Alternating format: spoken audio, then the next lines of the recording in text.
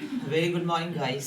फिर से मैं आपके सामने लेके आ गया हूँ हिंदी के कुछ इंपॉर्टेंट क्वेश्चंस जो आपके एग्ज़ाम परीक्षा में नॉन हिंदी का क्वेश्चन है जो पूछे जाते हैं।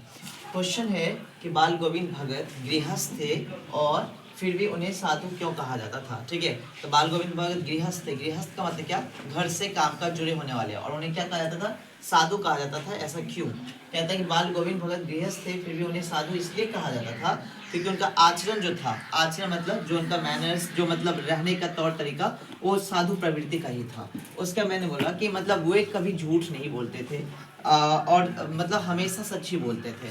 चाहे व्यक्ति किसी भी धनी हो, गरीब हो, या फिर उच्च पद का हो, या कोई भी हो, उनके साथ वो खड़ा व्यवहार उतरते थे। मतलब झूठ का झूठ और सच का सच कहते थे। देन उसके बाद मैंने लिखा, ये लिख देना कि खड़ा व्यवहार करते थे। वे कबीरपंथी थे, यानी कबीर को ही अपना आदर्श मानते थे।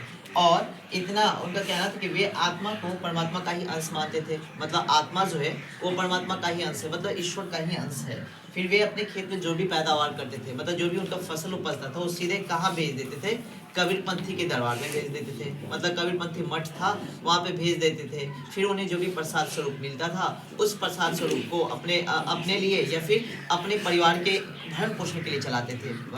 इन्हीं सब कारणों से उनका कहना था, मतलब इन्हीं सब कारणों से हम कह सकते हैं कि बाल गोविंद भगत क्या थे, साधु प्रवृत्ति के थे, मतलब साधु उन्हें कहा जाता था।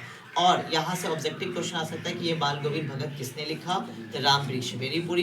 राम वृक्ष बेनीपुर को कहा क्या जाता है, तो एक ऑब्जेक्टिव हो सकता है कहीं आ जाए, कलम का जादूगर।